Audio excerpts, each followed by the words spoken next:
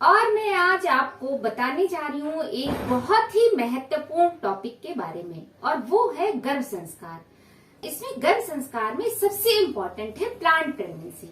तो आप सोचेंगे कि प्लांट प्रेगनेंसी क्यों जरूरी है, ये तो ईश्वर की देन है, हम क्यों प्लान करें। जब संतान पैदा हो रहा है तो उसे होने दो, इसमें प्लान करने की क्या जरूरत है। लेकिन अब अगर आप प्लांट प्रेगनेंसी कितनी महत्वपूर्ण है, ये गर्भ संस्कार कितना महत्वपूर्ण है, इसको समझना चाहते हैं तो इसके लिए सबसे पहले आपको समझना होगा कि गर्भ क्या है।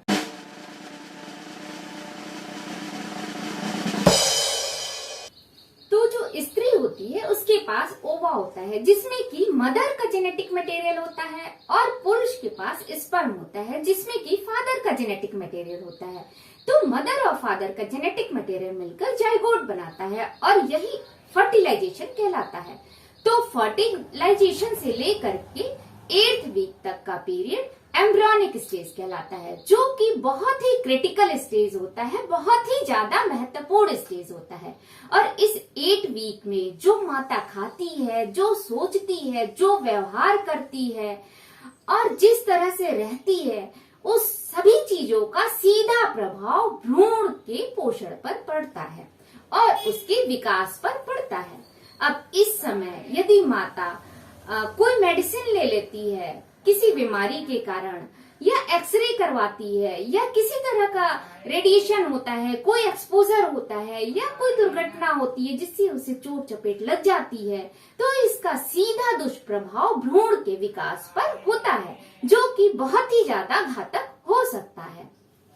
इस तरह से हम देखते हैं कि 5th वीक शुरू होते ही बच्चे के नर्वस सिस्टम का डेवलपमेंट शुरू हो चुका होता है, स्पाइनल कॉर्ड और ब्रेन का डेवलपमेंट शुरू हो चुका होता है। तो हम देख रहे हैं कि गर्भवती का पीरियड भी मिस नहीं हुआ है और उसे पता भी नहीं है कि उसने कंसीव कर लिया है, और बच्चे का इतना इम्पोर्टेंट डेवलपमेंट शुरू हो चुका है, नर्वस सिस्टम का डेवलपमेंट शुरू हो चुका है, ब्रेन का डेवलपमेंट शुरू हो चुका है। तो मुझे उम्मीद है कि आपको समझ में आ चुका होगा कि दंपति को पहले से ही गर्भ संस्कार क्यों शुरू करना चाहिए और प्लांट प्रेगनेंसी कितनी ज्यादा महत्वपूर्ण है।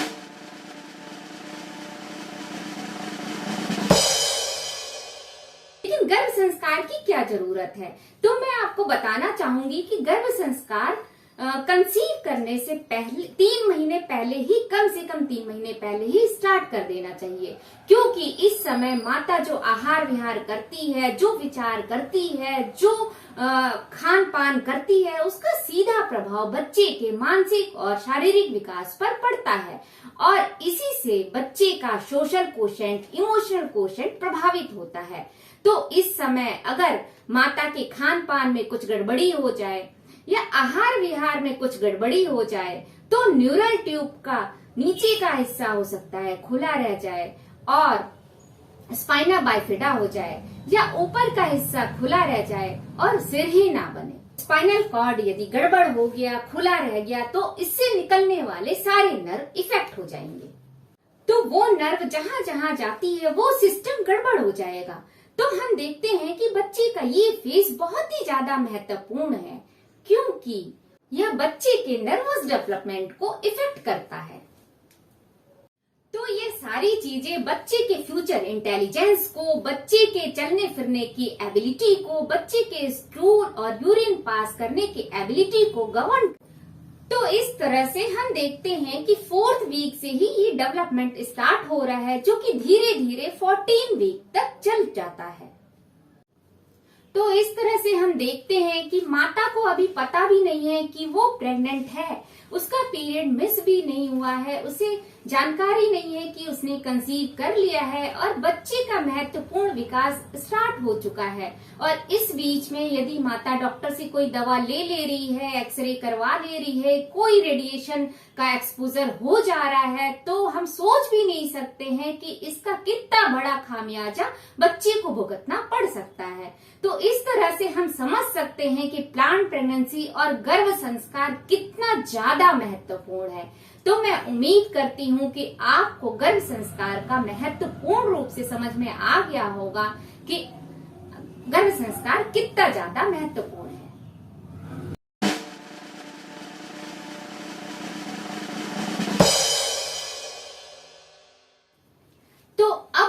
सोचेंगे कि गर्भ संस्कार कंसीव करने से 3 मंथ पहले ही क्यों स्टार्ट करें। स्टार्ट तो वैसे 1 ईयर बैक करना चाहिए, लेकिन मिनिमम 3 मंथ पहले तो स्टार्ट कर ही देना चाहिए।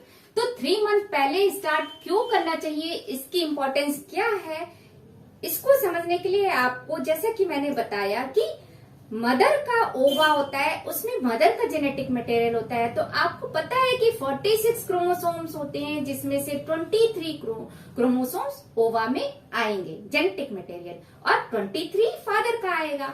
तो वो 23 आपके 46 क्वालिटीज में से कौन सी बेस्ट क्वालिटीज आए, बेस्ट जेनेटिक मटेरियल आए, इसके लिए आपको 3 मंथ पहले ही गर्भ संस्कार स्टार्ट कर देना होगा, जिसके द्वारा उसकी गर्भ संस्कार के अंतर्गत उस जेनेटिक मटेरियल की क्वालिटी को बेस्ट क्वालिटी करा जाता है। ऐसा आहार विहार, दिनचर्या और ऐसे प्रोसेस आपके साथ किए जाएंगे जिससे वो बेस्ट जेनेटिक मटेरियल आपके ओवा का, बेस्ट जेनेटिक मटेरियल आपके स्पर्म का उस बेबी में आएगा, और उसके बाद कंसीव होने के बाद मदर के वोम में बच्चे को एजुकेट किया जाएगा गर्भ संस्कार के द्वारा, और उसको बेस्ट एटमॉस्फेयर दिया जाएगा, जिससे उसके ब्रेन का डेवलपमेंट, क्योंकि वो वोम के अंदर ही हो जा रहा है, तो उस समय माता जो सोच रही है उसका पूरा प्रभाव बच्चे के ऊपर पड़ रहा है। तो वो कंटिन्यूअस गर्भ संस्कार की प्रक्रियाएं चलेंगी, उसमें बहुत सारे प्रोसेस किए जाएंगे, जिसके द्वारा इसमें आप पूरी टीम वर्क है, ये एक व्यक्ति नहीं कर सकता है, इसमें पूरी टीम लगती है, और पूरे 9 मंथ माता के ऊपर गर्भ संस्कार किया जाता है। पूरी फैमिली को भी इसमें शामिल किया जाता है, पति को भी इसमें शामिल किया जाता है, और इस तरह से एक ये प्रोसेस होता है जिसमें 15 थेरेपीज दी जाती हैं, और इस तरीके से गर्भ संस्कार के द्वारा एक आप अपना मन चाहा बच्चा प्राप्त कर सकते हैं। अगर आप चाहें कि मेरा बच्चा बहुत खूबसूरत हो, फिल्मी दुनिया में जाए, तो आप उस तरह का बच्चा प्राप्त कर सकते हैं। अगर आप चाहें कि मेरा बच्चा बहुत ज्यादा इंटेलिजेंट हो, बहुत ही ज्यादा विद्वान हो, तो आप उस तरह का बच्चा प्राप्त कर सकते हैं। अगर आप चाहते हैं कि मेरा बच्चा योद्धा बने, बहुत ज्यादा वीर हो, तो आप उस तरह का बच्चा प्राप्त कर सकते हैं। आप मन चाहे बच्चे को प्राप्त कर सकते हैं। अब आप सोचिए कि गर्भ संस्कार कर रहे हैं तो हमें मनचाहा बच्चा प्राप्त हो रहा है, और क्या फायदा है। तो गर्भ संस्कार से आप देश के लिए भी बहुत कुछ कर रहे हैं। अगर आपने गर्भ संस्कार कराया है तो आप एक बहुत ही अच्छा बच्चा, बहुत ही अच्छे ब्रेन का इंटेलिजेंट बच्चा, मानसिक और शारीरिक रूप से स्वस्थ बच्चा समाज को देते हैं, जिससे एक स्वस्थ समाज बनता है, और इस समाज से ही मिलकर देश बनता है। तो आपका सिर्फ थोड़ा सा जागरूक होकर गर्भ संस्कार कराना और इसके महत्व को देने से आप एक बहुत ही अच्छा देश को नागरिक दे सकते हैं, और आपके इस योगदान से हमारा देश बहुत आगे जा सकता है। तो मुझे उम्मीद है कि आप गर्भ संस्कार कितना ज्यादा महत्वपूर्ण है इसको समझ चुके होंगे, और अगर आप संतान के लिए सोच रहे हैं तो शीघ्र अतिशीघ्र आप गर्भ संस्कार अवश्य ही कराएं।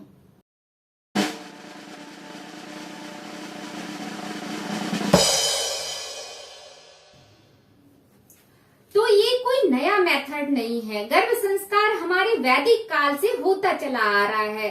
और आपने शकुंतला के बारे में सुना होगा कि उनके पति दुष्यंत ने उन्हें छोड़ दिया था, फिर भी वो अपने आप को उन्होंने तनाव से दूर रखा और खुद को ऐसी स्थिति में रखा कि उस कठिन परिस्थिति में भी, परिवार का साथ ना मिलने पे भी, जंगल में भी उनका भरत ऐसा पुत्र हुआ जिसके नाम पे हमारे भारत देश का नाम है। वो शेर के दांत गिनता था गोद में बिठा करके। तो आप देख सकते हैं, आपने अभिमन्यु की भी कहानी सुनी होगी कि अभिमन्यु ने गर्भ ज्ञान से ही कितनी बड़ी शिक्षा प्राप्त करी थी। और ऐसे ही बहुत सारी वैदिक कहानियां हैं जिसको मैं क्या बताऊं, लेकिन ये वैदिक काल से ही गर्भ संस्कार चला आ रहा है, और वो वैदिक मेथड ही हम लोग पूरा अप्लाई करेंगे। और इसमें ज्योतिष का, योग का, आयुर्वेद का, म्यूजिक थेरेपी का और साइकोलॉजिस्ट का बहुत ही बड़ा योगदान होता है। गर्भ संस्कार एक टीम वर्क है, एक ये लंबी प्रक्रिया है जिसमें बहुत सारे लोगों के योगदान के बाद आप एक मनचाहा पुत्र, मनचाही पुत्री, मनचाही संतान प्राप्त कर सकते हैं।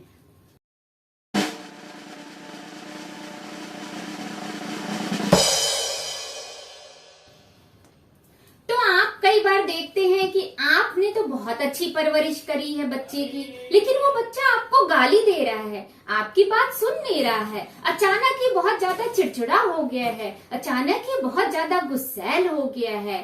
तो वो ये क्यों हो रहा है? क्योंकि गर्भ में ऐसा संस्कार मिला है उसको। ये गर्भ संस्कार का प्रभाव है। अगर गर्भ संस्कार करते हैं तो इस तरह की संतान नहीं होगी। गर्भ संस्कार करने से मानसिक रूप से पूर्ण स्वस्थ संतान होगी। कई बार कई माता पिता देखते हैं कि हमने तो कभी ड्रग्स नहीं लिया, लेकिन ये बच्चा ड्रग्स ले रहा है, ये बच्चा बहक गया है, दूसरे रास्तों पर जा रहा है, लेकिन हम तो उसके सामने बहुत ही अच्छा हमने अपना संस्कार दिया है, हमने उसको हमेशा हमने माता पिता की सेवा की है, हमने आज्ञा का पालन किया है, लेकिन उसको देख करके भी, घर के माहौल के बावजूद भी हमारा बच्चा क्यों खराब हो गया? तो इसका कारण गर्भ में है। गर्भ में उसको ऐसा माहौल नहीं मिला है। गर्भ में गर्भवती को बहुत ही ज्यादा तनाव मिला है, जिसका प्रभाव बच्चे के ऊपर पड़ गया है। गर्भ में बच्चे को इतना तनाव मिलने से बच्चा तनाव से स्ट्रगल करने लगता है, खुद को तनाव से बचाने लगता है और विकास नहीं हो पाता है। शारीरिक और मानसिक विकास पूर्ण रूप से नहीं हो पाता है। तो गर्भ में बहुत ही शांत खुशनुमा माहौल देना अति आवश्यक है और इसलिए आपको गर्भ संस्कार अवश्य ही कराना चाहिए। तो अगर आप चाहते हैं कि हमारा जो बेबी हो उसमें कोई एंजाइटी डिसऑर्डर ना हो, कोई साइकोलॉजिकल डिसऑर्डर ना हो, कोई जेनेटिक डिसऑर्डर ना हो, हमें कोई परेशानी ना हो, हमारे बच्चे का ब्रेन बहुत अच्छा हो, बहुत इंटेलिजेंट हो, वो मानसिक और शारीरिक रूप से पूर्ण रूप से स्वस्थ हो और वो आपकी सेवा करे, आपके देश को आगे ले जाए, तो आपको समझ में आ गया होगा कि इसके लिए आपको गर्भ धारण करने से 3 महीने पूर्व से ही तैयारी करनी होगी, क्योंकि बीज अच्छा होगा, मिट्टी अच्छी होगी, तभी फसल अच्छी होगी।